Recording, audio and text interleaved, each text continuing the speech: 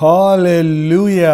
మన ప్రభు అయిన యేసుక్రీస్తు నామములో మరొకసారి మిమ్మల్ని పలకరించడానికి, శుభమని చెప్పడానికి, ఆయన వాక్యంతో మనందరం కూడా ఆధ్యాత్మికంగా బలపడడానికి అనుదిన ధ్యానాన్ని ప్రతిరోజు మీ దగ్గర తీసుకొస్తున్నాం.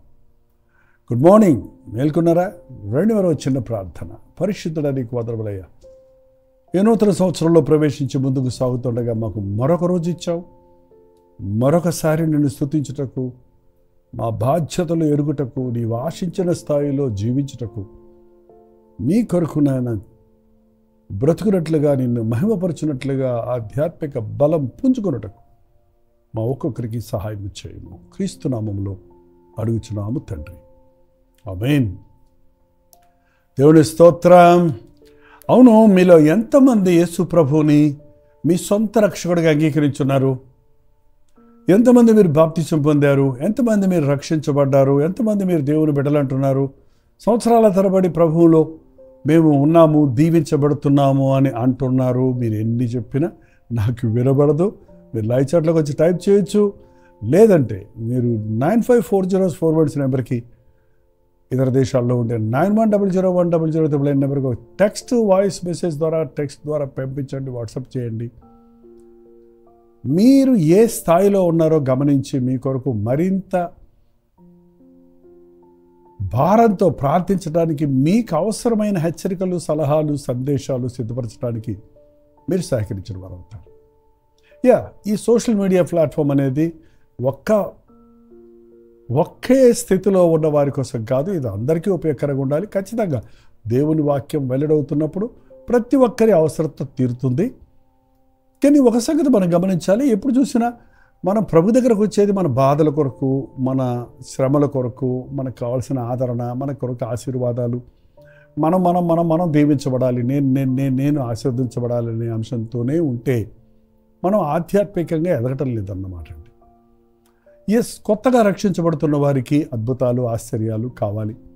ప్రభువులో నడుస్తున్నప్పుడు, ఎదుగుతున్నప్పుడు మనకి ఎన్నో సాక్ష్యాలు, ఆశ్చర్యాలు, అద్భుతాలు, మన విశ్వాసం బలపడడానికి అనేకమైన ఆధ్యాత్మిక పరీక్షలలో గెలుస్తూ ముందుకు వెళ్ళాలి. కానీ ఒక వ్యక్తి ప్రభు చేత దీవించబడిన తరువాత క్రీస్తు ప్రేమను జుర్రుకునే కొద్ది, ఆయన మనస్సును ఎరిగే కొద్ది ఆయనలో ఉన్న భారం మనలోనికి రావాలండి. అందరూ సొంత కార్యాలు చూసుకుంటారు, క్రీస్తు యేసు కార్యములు చూడరు అన్నట్టు ఈ రోజున క్రైస్తవులు కూడా స్వార్థపరులుగా అయిపోవటం, సంఘాలు కూడా స్వార్థపూరితంతో మా సంఘం అనే దగ్గర ఆగిపోవటం చాలా విచారకరమైన విషయమే. మనల్ని దేవుడు ఆశీర్వదించాడు మనం ఇతరులకు ఆశీర్వాదకరంగా ఉండటానికి. దేవుడు మనల్ని కొనుక్కున్నాడు, రక్తం ఇచ్చి. ఆయనకి పని ఉంది మన ద్వారా. మనం షాప్కి వెళ్ళి కొనుక్కుంటామండి వస్తువులన్నీ.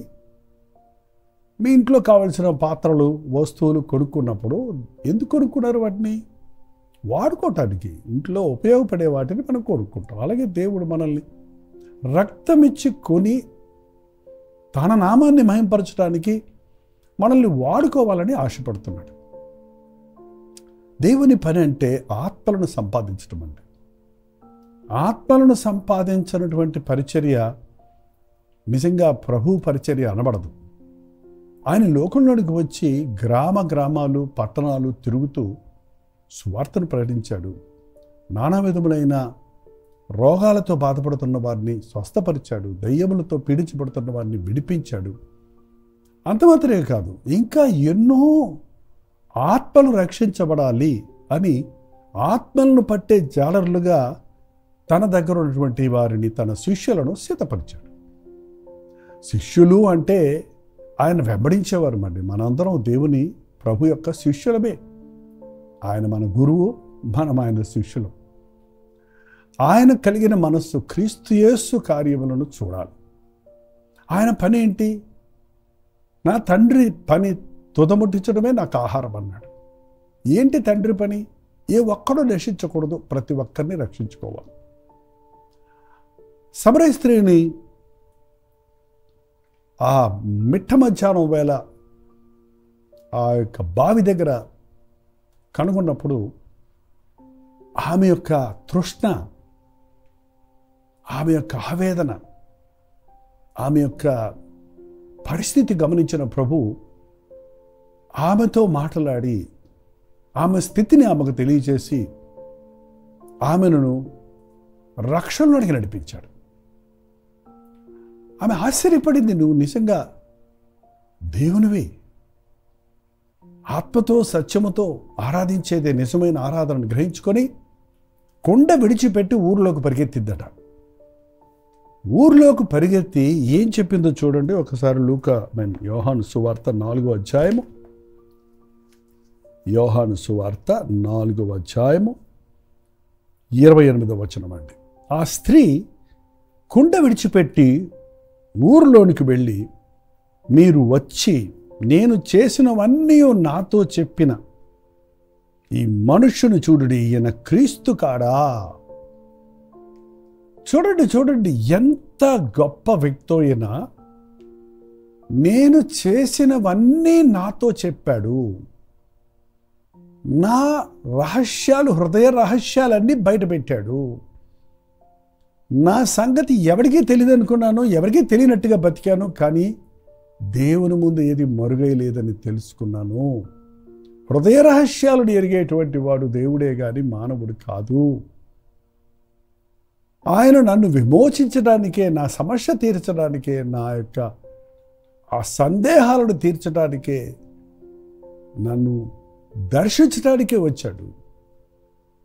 నా జీవితంలో గొప్ప మార్పు కలిగింది. పాతవన్నీ ఒప్పుకొని విడిచిపెట్టాను, నేను చేసినవన్నీ నాతో చెప్పి నేను క్రీస్తు కాడా అని చెప్పినప్పుడట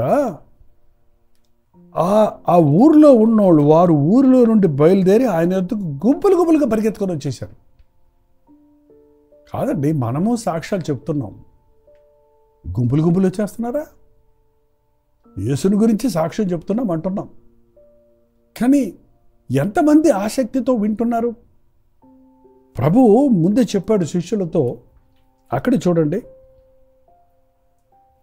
35వ వచనంలో, ఇదిగో మీ కన్నులెత్తి పొలములను చూడండి, అవి ఇప్పుడే తెల్లబారి కోతకు వచ్చి ఉన్నవి. పంట పండింది, పంటకాలం వచ్చింది, దాన్ని కొయ్యాలి ఇప్పుడు, లేకపోతే పాడైపోతాయి.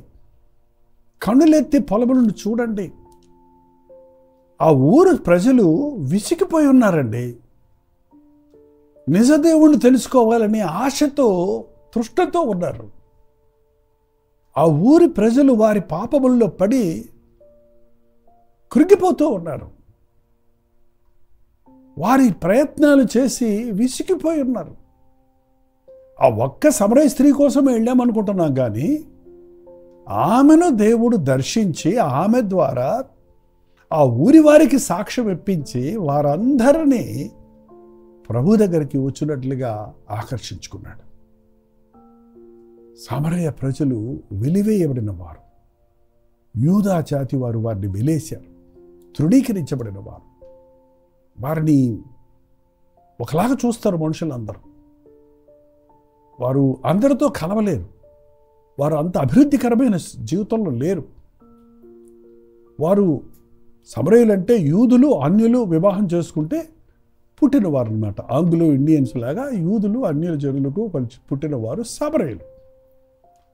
కాబట్టి వాళ్ళకి ఏం చేయాలో తెలియటం లేదు, దేవుడు ఎవరో తెలియటం లేదు, వారికి ఏ మార్గం వెంబడించాలో తెలియటం లేదు. అన్నీ వెంబడించారు, అది సగం ఇది సగం విసిగిపోయి ఉన్నారు. ఈరోజు చాలామంది అండి నిజ దేవుణ్ణి గురించి చెబితే పరుగులెత్తుకుంటూ ఉరకలెత్తుకుంటూ వచ్చేవారు ఉన్నారండి. యేసుక్రీస్తు ప్రేమను గురించి వర్ణిస్తున్నప్పుడు, వివరిస్తున్నప్పుడు వారి హృదయాలను తెరిచి స్వీకరించేవారిగా వెసిగిపోయి సత్యాన్వేషణలో సత్యవంతుడైన దేవుడు తెలియక ఉన్నవారికి సత్యసువార్త ప్రకటించబడ్డప్పుడు వారు వెంటనే అంగీకరిస్తున్నారు. అనేకులు ఈ రోజున యేసుని గురించిన మాట, స్వచ్ఛమైన సువార్తను నీ అనుభవంతో, నీ సాక్ష్యంతో చెప్పిన రోజు ఎవడు కాదనడు సరిగదా, నీ దేవుడు నాకు కావాలంటాడు. యేసుని గురించి ఆమె సాక్ష్యం ఇచ్చింది అంతే. ఆ ఊరి జనులు పరిగెత్తుకుంటూ అక్కడున్న ప్రభు దగ్గరికి వచ్చేసారని ఉంది. ప్రభు ముందే చెప్పాడు, చూడండి గుంపులు గుంపులు తెల్లవారి ఉన్నాయి, పంట పండుంది, కోతకొచ్చి ఉంది. అవసరతలో ఉన్నవాడికండి కొంచెం మంచినీళ్ళు ఇచ్చామనుకోండి, బాగా తప్పికేస్తున్నవాడికి వాడు ఎంత కృతజ్ఞతతో ఉంటాడో, ఎంత ఆవురావురమని తాగుతాడో చూడండి. ఏ దేవుని కొరకు ఆకలితో ఉన్నవారు, తృష్ణతో ఉన్నవారు, వాంఛతో ఉన్నవారు సత్యదేవుని గురించి రుచి చూపిస్తే ఆయన్ని విడిచిపెట్టరిక. యేసయ్య సువార్త మనలాంటి కొంతమందికి చులకనైపోయింది, కానీ విని విని మీలో కొంతమందికి విసుగుపడుతుందేమో, కానీ ఆ ప్రేమ సువార్తను సరిగ్గా మనం బోధిస్తే, ఆ యేసయ్య మన జీవితాల్లో చేసిన కార్యాలను మనం ఇతరులకు సాక్ష్యమిస్తే, వివరిస్తే, యేసు ప్రభు దగ్గరికి వాడు వస్తారు. ఆ సమరయ అంతా కూడా, ఆ పట్టణస్తులందరూ కూడా ప్రభు దగ్గరకు వచ్చి, ఇంకా 2 రోజులు మా దగ్గర ఉండు, మాకు పూర్తిగా చెప్పయ్యా, మేము ఎలా రక్షించబడాలో చెప్పు, మా కన్నీరుని ఎలా తీరుతుందో చెప్పు, మా బాధలు ఎలా తీరుతాయో చెప్పు, దేవుడు ఎవరో చెప్పు, దేవుణ్ణి ఆరాధించడం అంటే ఎలా, ఆత్మతో సత్యముతో ఆరాధించడం అంటే ఏంటి, దేవుడు ఎవరు ఏంటి అని పరలోకపు సంగతులు వినాలని ఆశ కలిగి ఉన్నారండి. అబ్బా, భూ సంబంధమైన విషయాలు విని విని విని విని విసిగిపోతున్నాం. ఈ మధ్య ఎప్పుడైనా కొంచెం న్యూస్ ఏదన్నా విందాం, ప్రపంచంలో ఏం జరుగుతుందో, రాష్ట్రాల్లో ఏం జరుగుతుందో అని న్యూస్ ఛానల్ ఆన్ చేస్తే ఎంతసేపు ఏదో ఒక విషయం పట్టుకొని గింజుకోవటం, అంతా ఒకరి మీద ఒకరు విమర్శించుకోవటం, ఒకరి తప్పులు ఒకరు చెప్పుకోవటమే తప్ప ఆ డిబేట్లతోటి బుర్ర తినేస్తున్నారని చెప్పాలి కదండి. అరే, ఏది ఒక్కటి కూడా పాజిటివ్ వర్డే లేదా? అసలు ప్రపంచంలో మంచి చేసేవాళ్లే లేరా? ఒక మంచి ఏమీ జరగటం లేదా? ప్రపంచంలో మనం తెలుసుకోవాల్సిన విషయాలు లేవా? విసుగుబుట్టి ఆఫ్ చేసేస్తున్నాం. అవునండి, మనుషులు విసిగిపోయి ఉన్నారు. అక్కడికి వెళ్ళి ఇక్కడికి వెళ్ళి అది విని ఇది విని ఇది చేసి అది చేసి మనశ్శాంతి లేక, విడుదల లేక. చూడండి, ఈ రోజుల్లో రోగాలు కూడా అలాగే ఉన్నాయి. ఒక రోగంతో ఒక డాక్టర్ దగ్గరికి ఒకరు వెళ్తే ఆ డాక్టర్ వాడిని నానా తిప్పలు పెడుతున్నాడు.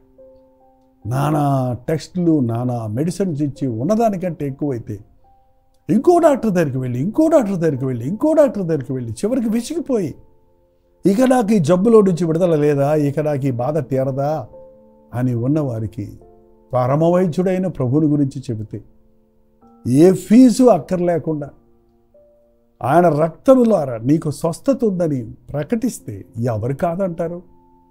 ఆ 12 సంవత్సరాల రక్తస్రావం కలిగిన స్త్రీ నానా వైద్యుల దగ్గరికి వెళ్ళిందట. ఉన్నదంతా ఖర్చు చేసుకుందట. ఏం మాత్రము బాగుపడలేదు కదా, మరింత సంకటపడింది.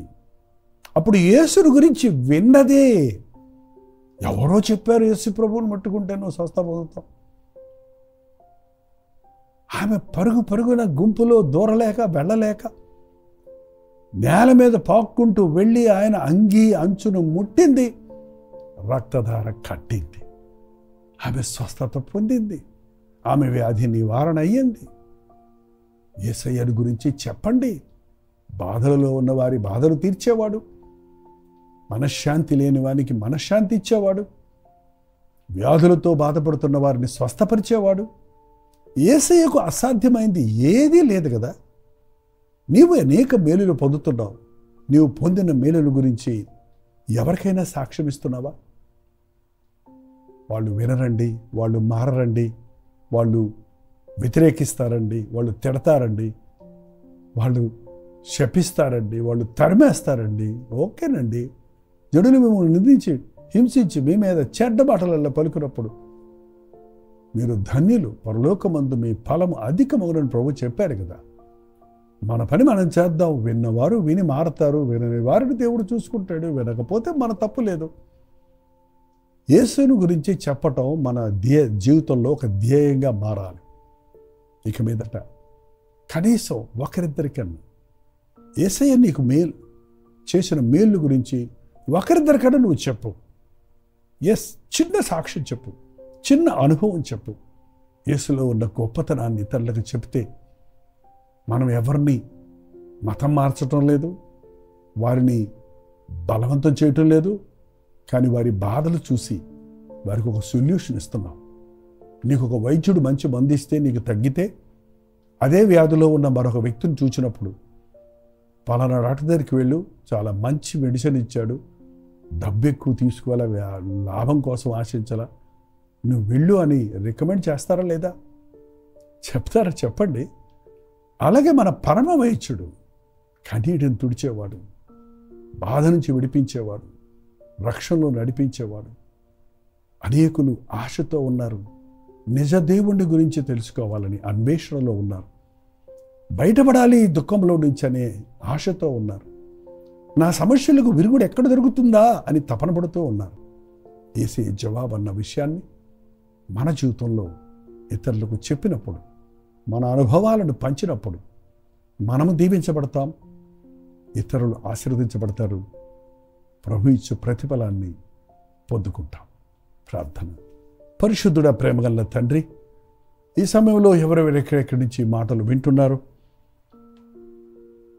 నిజదేవుడైన క్రీస్తుని ఎరగని వారెందరో ఈ లోకంలో ఉంటుండగా సత్యాన్వేషణలో ఉన్న అనేకులు నేనే సత్యమన్న క్రీస్తుని ఎరుగునట్లు రోగములతో, బాధలతో, వ్యాధులతో బాధపడుతున్న వారు ఆయన పొందిన దెబ్బల ద్వారా స్వస్థత ఉందన్న సంగతి వినునట్లు,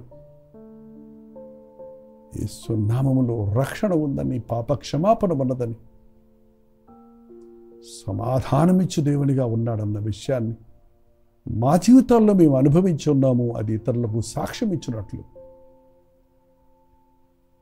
ఆశతో ఉన్న అనేకులను యేసు వైపు నడిపించినట్లు మా జీవితాల్లో క్రీస్తు స్వభావమును, క్రీస్తు గుణగణాలను, నీ యొక్క శక్తిని మేము బతికి చూపించినట్లు వాక్యానుసారమైన జీవితాలను మాకు దయచేయమని క్రీస్తు నామములో అడుగుచున్నాను తండ్రి. ఆమేన్. మన తండ్రి అయిన దేవుని యొక్క ప్రేమయు, కుమారుడైన క్రీస్తు యొక్క కృపయు, ఆదరణకర్త అయిన పరిశుద్ధాత్మ యొక్క సహవాసము కూడి వచ్చిన మనందరికీ ఇప్పుడును సదాకాలము తోడై ఉండును గాక. ఆమేన్. దేవుని స్తోత్రం. మీ ప్రార్థన అవసరతల భారాలు 954041 నెంబర్కి, మీరు ఇతర దేశాల్లో ఉంటే 91001008 నెంబర్కి మీరు తెలియచేయండి అని చెప్తున్నాను. మీరు పంపిస్తున్నారు. మీరు ఎప్పుడు పంపని వారైతే దయచేసి ఈరోజు ఒక మెసేజ్ పెట్టండి, ఒక టెక్స్ట్ కానీ, వాయిస్ మెసేజ్ కానీ వాట్సాప్ పెట్టండి. మీ కొరకు ప్రార్థిస్తున్నాం, మిమ్మల్ని బట్టి ప్రభువును స్తుతిస్తున్నాం. మరి మీ ఆధ్యాత్మిక జీవితానికి అవసరమైనటువంటి సందేశాలను సిద్ధపరచడానికి మా దగ్గర ఉన్న పుస్తకాలు, మ్యాగజైన్ వంటివి మీకు పంపించడానికి కూడా మేము ఆశ కలుగున్నాం.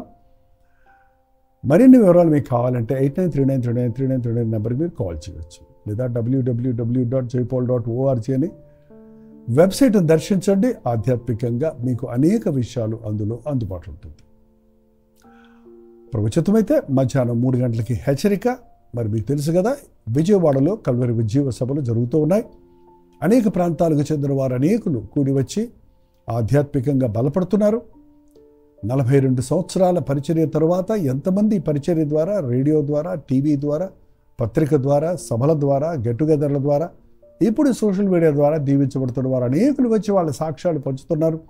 ఎంతో అద్భుతమైన రీతిగా ప్రభు తన నామానికి మహిమ తెచ్చుకుంటున్నాడు. మీరు కూడా రండి, పాల్గొనండి, దైవాశీర్వాదాలు పొందండి. మీ సాక్ష్యాలు ఉంటే వాట్సాప్ చేయండి, దాన్ని బట్టి ప్రభువును స్తుతిద్దాం, లేదా నేరుగా వచ్చి మీరు పంచుకోనండి. ఉచితమైతే ఈరోజు సాయంత్రం 9 గంటలకి విజయవాడలో జరిగే కల్వరి ఉద్యోగ సభలు లైవ్ ఇవ్వడానికి ప్రయత్నిస్తాం. మాతో పాటు ఏకీభవించండి. అంతవరకు దేవుని మహాకృప మీకు తోడైనది గాక. హల్లెలూయా. విజయవాడ పరిసర ప్రాంతాల్లో ఉన్న వారికి శుభవార్త. ఉచితమైతే కల్వరి ఇవాంజలికల్ ఫెలోషిప్ యొక్క 42వ వార్షికోత్సవ కూడికలను ఈసారి విజయవాడలో బిషప్ అజరయ్య స్కూల్ కాంపౌండ్లో జనవరి 13, 14, 15 తారీఖుల్లో ఏర్పాటు చేస్తున్నాం. ప్రతిరోజు సాయంత్రం 6 గంటలకు జరిగే ఈ 3 రోజుల సభకు తప్పకుండా హాజరై దైవాశీర్వాదాలు పొందండి. ఇంకా ఈ విషయమై మీకు వివరాలు కావాలంటే ఈ కింద ఉన్నటువంటి ఫోన్ నెంబర్లకి మీరు వాట్సాప్ చేయండి, లేక కాల్ చేసి తెలుసుకోండి. తప్పకొస్తారు కదా ముఖాముఖిగా మిమ్మల్ని చూడడానికి, వ్యక్తిగతంగా మీకోసం ప్రార్థించడానికి ఆశ కలుగున్నాను. రండి, ప్రభువును స్తుతిద్దాం, ఆయన నామాన్ని మహింపరుద్దాం.